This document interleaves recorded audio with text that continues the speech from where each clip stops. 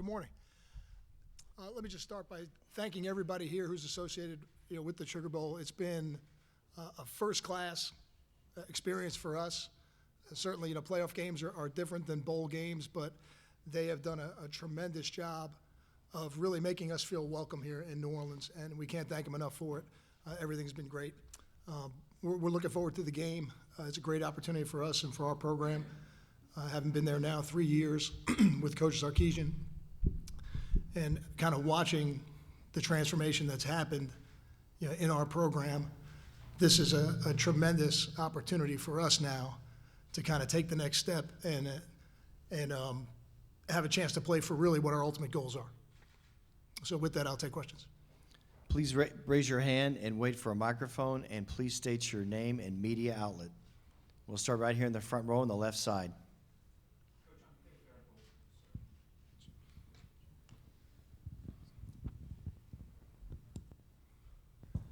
Coach, I'm Dave Farenthold from the New York Times. One of the things that happened that in late 2021, after that disappointing season, when you guys were looking for more offensive linemen to rebuild the team, this new collective came about, Horns with Heart. It's now become Texas One Fund. They promised we're going to pay linemen $50,000 each to play. How much has the growth of that collective and their focus on recruiting helped you guys build the team that you have? Well, I would start by saying, in recruiting, we don't lead with NIL. That's not how we do it. I think teams that have done that have really not prospered. It really is. I don't think that's the way you build a team. I don't think that's the way you build the right kind of locker room. NIL is a part of college football now. So certainly we've embraced it like everybody else has, but we weren't the only team in the country recruiting those players that had NIL opportunities for them. I'm sure other schools did as well. We felt like it was really important to add quality players to that room. We never set out to sign 7. We ultimately did. As I told somebody, they kept saying yes, so we kept taking them. And they're all still with us, which I think is maybe one of the more understated things about the culture that Coach Sarkisian has built at Texas. Where at a lot of places they've maybe recruited players who are high-level players, and for one reason or another, even though they're having success at that school, they've gone to other places. That hasn't been the case with these guys. They've all had a role for us, and they've all helped us get to this point. But I do believe, ultimately, the relationship comes first, because the NIL opportunities, they're everywhere now, or at least there's enough of them around that if that was what it was about, it'd be more like drafting than recruiting. All right, we're going to go to the back, right side. Hey, Kyle. Ralph Russo, St. Francis Prep High School in Queens. Class of? A year before you. Okay. Yeah.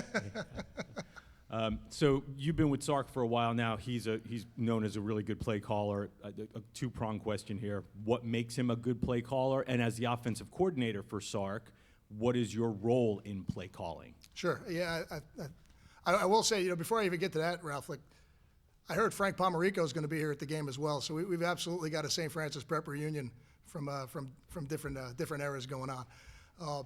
Yeah, sure. So I've been fortunate now to be with Coach Sarkisian for 7 years, 7 seasons, from Atlanta to Alabama, and now obviously here at Texas. I've always felt this way as somebody who works with the linemen, and certainly heavily involved in the run game and the protections, and that's kind of the world that I live in more so than anything. I think my biggest job for him in terms of the play calling is to know what he likes. I need to know what he likes to call in the games, because that's really where I spend my focus during the week, to make sure I'm giving him the options that he wants to call on game day. What makes him, and I've said this publicly before, I don't shy away from saying it now. I think he's the best play caller that I certainly I've ever worked with, and I think maybe the top play caller in all of football right now. But I think what makes him that is his ability to see the game in real time. It's not just about the game plan and what we've looked at on film. I think as the game is happening and as the teams that we're playing are adjusting, he's adjusting with them. And I think that makes him unique, his ability to do that at a really high level. On for Old St. Francis. We're going to stay on the right side, right in the middle.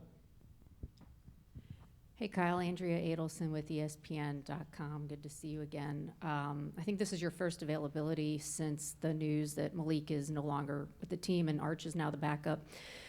Two-pronged question. How have things changed for him in the preparation of this game, knowing he's the backup, and how confident do you feel in the progression he's made that if he's needed in this game, he'll be able to get the job done? I'll start with the second one, and then I'll circle back for you. Good to see you too, Andrew. I think the biggest difference for him has been now he's gotten all of the reps with the twos, whereas prior to that, he and Malik had been kind of splitting reps with the twos. You know, when you get into the season, you don't always have the opportunity to get everybody the amount of reps that you would like to. So I think that's the biggest change for him. We've got a ton of confidence in Arch. I think his progression throughout the year has been excellent. He's a real student of the game, and he's approached it like that from the very beginning. It was not. So I think probably the best thing for him and for us as a team was that when that happened, it was very easy for him to just continue to do what he was doing, because he never approached it like he was the third quarterback or the backup quarterback. He approaches every day like he's the starting quarterback, and I think that's the key when you're in a reserve role to being ready when you're called upon. We're going to go to the left side, second row. Kyle Kirk Bowles from the Austin American Statesman. Obviously, you got a lot of offensive firepower on this team. If you talk about Jatavian Sanders, he doesn't always get the numbers that maybe some other people do. How would you assess his talent and potential and where his place is in the game as tight end? I think JT is an excellent player and certainly a big part of what we do and a huge weapon. And I think, you know, in the pass game, it's not as easy for the receivers and the tight ends in the pass game as is maybe for a running back. Like we can get the running back carries. We call the runs and hand them off, and he gets his carries. But you know, in the passing game, sometimes we may have a play that we think is going to go to him, and maybe just the defense plays a little different coverage and the ball goes somewhere else. And that's where, for us, having weapons in different places, that's really what makes you explosive on offense. The games where maybe X or AD got a little bit more attention, well, those are games I think where JT is his numbers are gonna go up a little bit. So, you know, he's an explosive player. I will say what has made him different and made him more valuable to us as he's progressed over the last couple of years is his willingness to become a better blocker, because ultimately that's what makes you a complete player at that position. You know, you don't want to just be a little bit bigger receiver.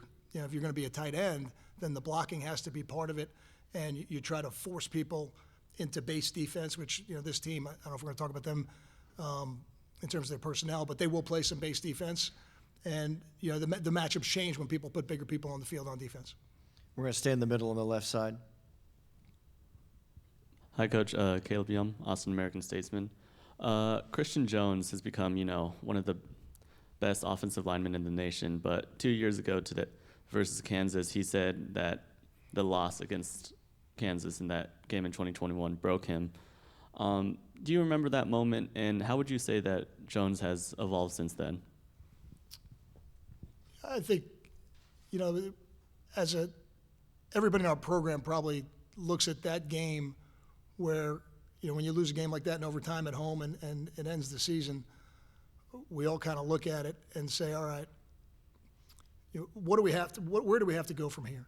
You know, after you get over the initial disappointment, ultimately sometimes you have to break something to put it back together, you know, a little bit better. And that's probably the story of Christian's ascendancy, you know, as a player.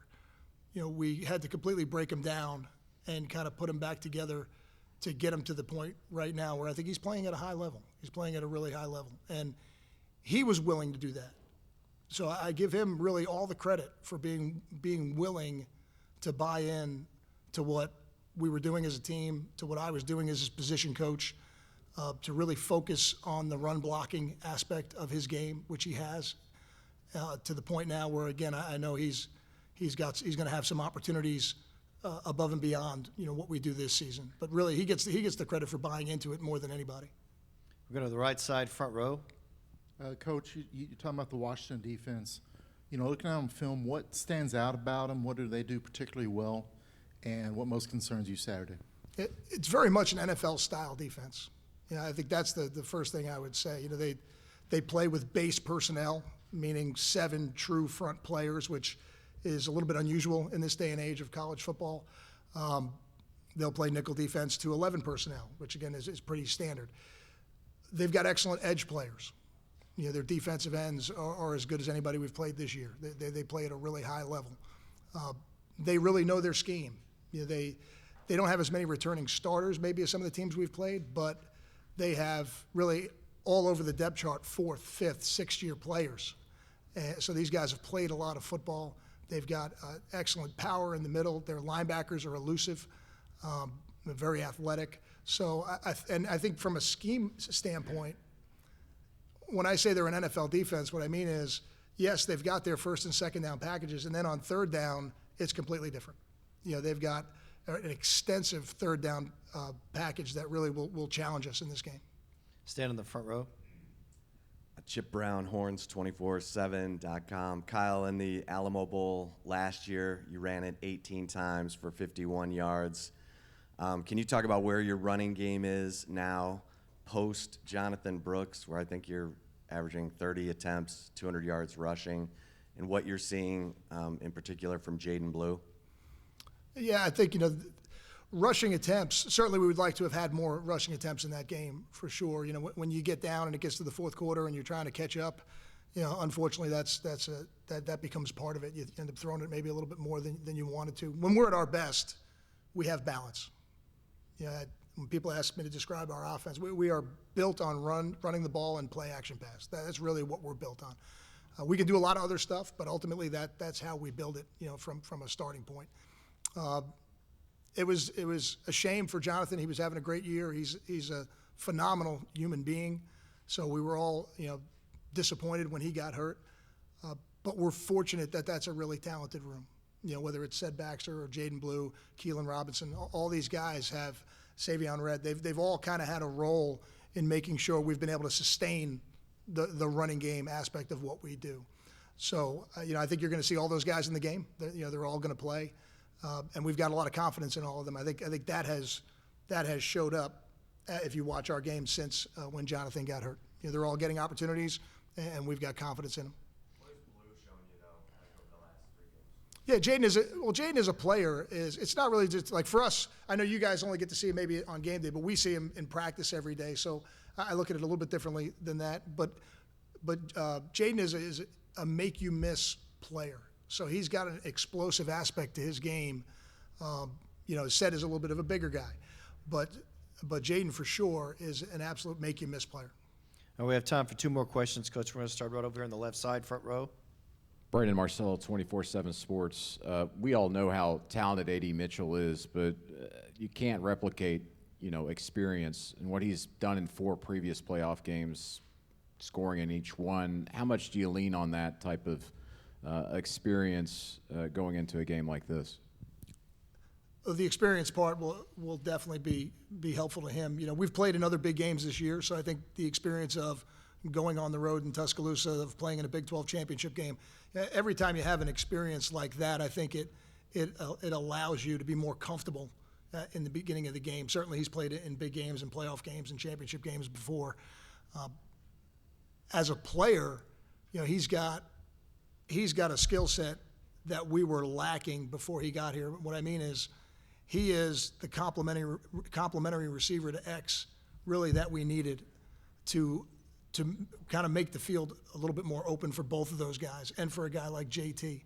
So, his role in what we do in the game plan is critical. I think he's got an air of confidence about him that I think is good for everybody in the locker room. All right, final question, front row. Coach Flood, good morning. Terry Middleton from Horns Illustrated. At the beginning of the season, I asked you about Jake Majors, and you came back and said he's a football cyborg. Is he still super important to the offensive line, and is there other linemen who have stepped up into that cyborg status? He is a football cyborg. He asks great questions every week, really like next level questions, that a younger player wouldn't have the ability to do that. And I think he raises the level of expectations for everybody in the offensive line room. He's got very high expectations of himself, of his his standard of performance.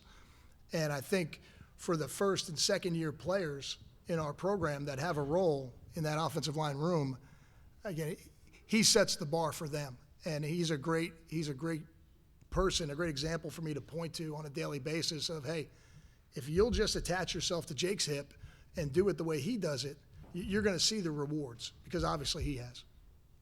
Thank you, Coach. Thank you. At this time, we have Quinn Ewers,